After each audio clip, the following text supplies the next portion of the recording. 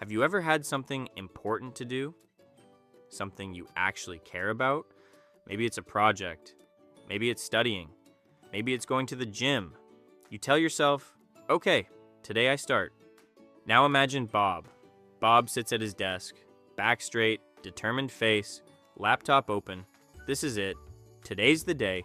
And suddenly, he feels tired, or hungry, or extremely curious about cleaning his entire room.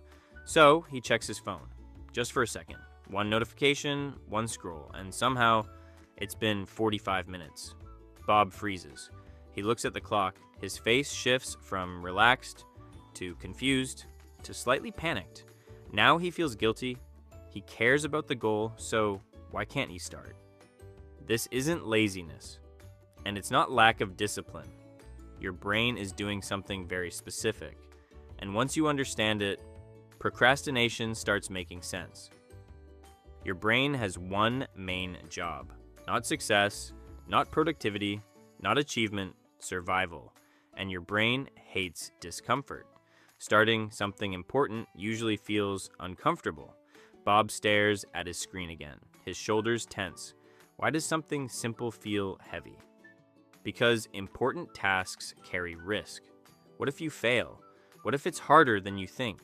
What if it proves you're not as good as you imagined? Your brain sees that possibility and it reacts.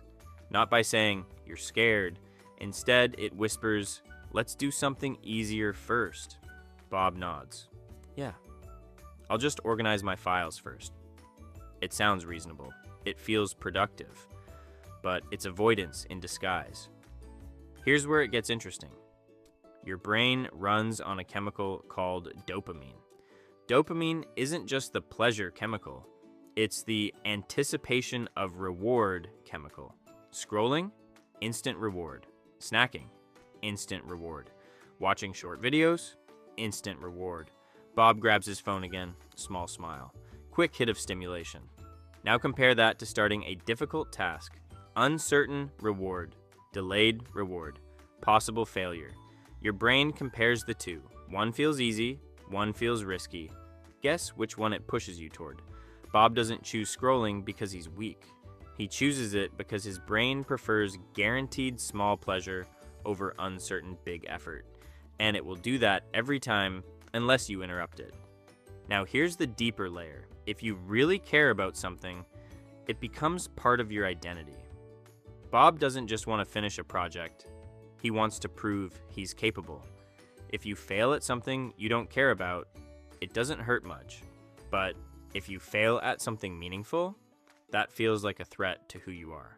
Bob imagines submitting bad work. He imagines judgment. He imagines disappointment. His face tightens. So his brain chooses a strange strategy. If you never fully try, you never fully fail. Procrastination protects your ego. It gives Bob a safe story. I could have done it if I really tried. That feels safer, but it keeps him stuck. Now Bob feels guilty. He leans back in his chair, arms crossed, slight frown. He thinks guilt will motivate him, but guilt increases stress. Stress makes the task feel heavier. Now the project doesn't just feel challenging, it feels overwhelming. And your brain responds again, let's escape this feeling. So Bob distracts himself again. This creates a loop. Care to fear, to avoid, to guilt, to more avoidance. Each time the loop runs, the task looks bigger, scarier, more impossible. When you procrastinate, it feels like relief. Bob closes his laptop, immediate calm, like scratching an itch. But it's temporary relief. You avoid discomfort now, but you multiply it later. Deadlines get closer, pressure builds, stress increases. Bob checks the calendar, eyes widen. Now the task feels even heavier than before. Your brain wasn't trying to sabotage you. It was trying to protect you from emotional discomfort. It just chose the wrong strategy. So, how do you break it? You don't fight your brain, you work with it. Instead of saying, I need to finish everything. Bob tries something different. I will work for 5 minutes. 5 minutes doesn't feel threatening. It doesn't feel identity defining. It doesn't trigger fear. Bob sets a timer. He types one sentence, then another. Something interesting happens. His shoulders relax. The resistance drops. Momentum builds. Starting was the hardest part, not finishing. Procrastination isn't proof that you don't care. It's often proof that you care deeply. Bob wasn't lazy.